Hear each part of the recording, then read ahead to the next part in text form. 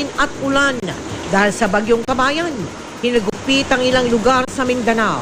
Libo-libong pasahero stranded sa ilang pantalan at ilang residente kinailangang i-rescue. Bagyong Kabayan humina at isa na lang low pressure area. Magpapaulan pa rin ba?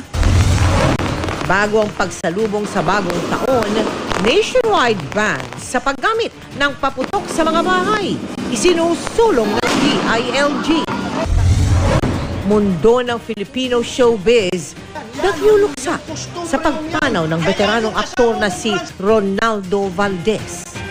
May bulong, dinggin mo.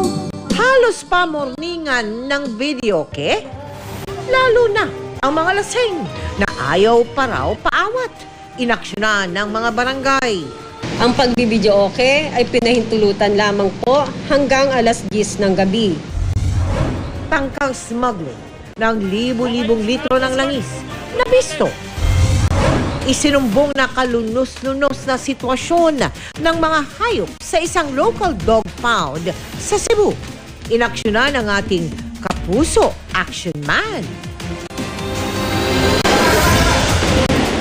This is Philippine Coast Guard